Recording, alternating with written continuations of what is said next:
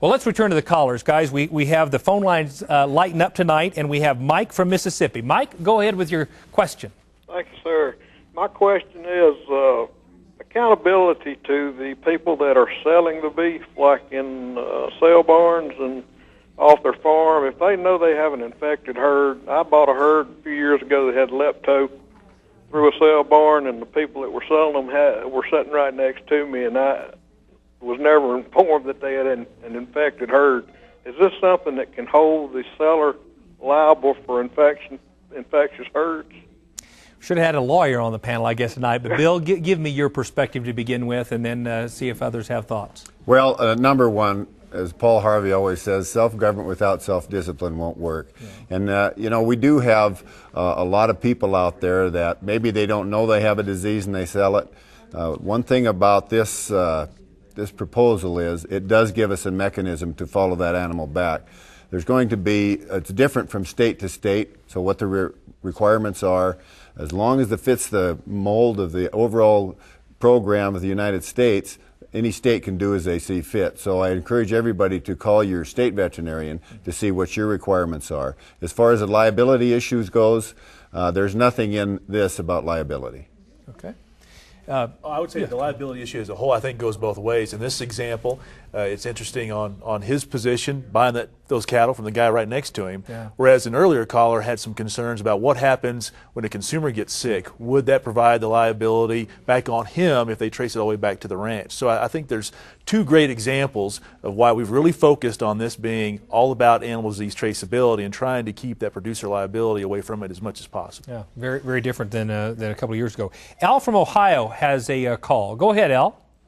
Yes, sir. My question is, I'm a private small producer up here in Northwest Ohio, and my cattle, my baby calves are sold basically the day they're born. I just feed them out. I have customers waiting.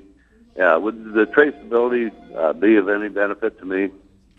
So just to clarify, you're selling day-old calves, and your question is traceability, is there any value to you from a traceability standpoint? No, that's not quite the question. My question is, I feed my cattle, the steers out, but there's never any that goes off the farm. I don't sell them. You're selling directly to consumer. That's correct. So here's a guy that's calving the cows right there. They never leave his place. He feeds them out, harvests them, and sells them directly to consumer. What is his? Go ahead, Colin. Well, I would say in regards to this particular proposal, the animal disease traceability proposal, he's not covered because it doesn't sound like any of his animals cross state lines. And that's a very important part of this system. If an animal does not cross a state line, it is not covered under this animal disease traceability proposal. Also, animals under 18 months of age currently are not covered. That's going to be in a later phase. So those are two things where he would not be covered on this, but on a marketing side, I think that's probably a different question depending on what exactly he's doing. Yeah, let me follow up with that. But that 12-year-old cow that he sells that somebody buys and then takes across state line to some sort of cow facility, that would be absolutely necessary. Yes. Over 18 months. If it's over 18 months and it crosses a state line, at that point in time, it's going to have to be identified under this animal disease traceability proposal. Very good. We'll head to Arkansas. Fred, are you on the line? Yes, sir. Thanks for calling. Yeah, I was interested in just exactly what are they calling a traceability program? Are they talking about having to have a vet come out and install the chips? Or are they talking like ear tags or what? Bill and Colin, you have gotten neck deep in this. Lots, and you've responded. I think Colin, NCBA has responded to in the comment period. Give us some of the details about this program.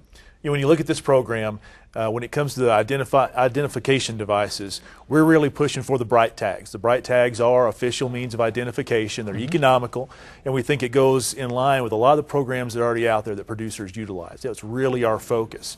But we're also making sure that we have the use of as many devices or methods as possible.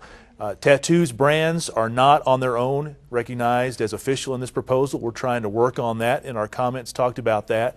But one key thing about this proposal is it is extremely flexible. The states have a lot of flexibility to decide what works for the producers within their jurisdiction. And so if a shipping state and a receiving state come to an agreement on what they're going to recognize as being official, then that will then be accepted and recognized. So I think that flexibility will help us try to keep the costs down here. Bill. Well, you know, I think there's one of the things about this ADT proposal that is superior to the old NAIS proposal is that it has comments in it and has a lot more input from the industry. And that's going to be important. As we work through this, there's going to be some bumps along the line.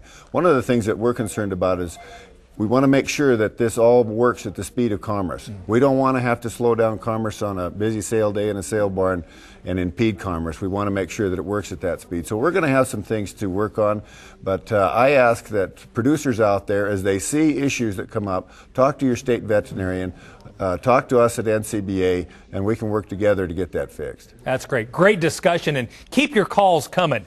I sure hope you'll join as a member of the National Cattlemen's Beef Association tonight as well. The number to call is 1-866-USA-BEEF. NCBA staff is looking forward to taking your call and answering any questions you may have about joining the country's oldest and largest cattle organization.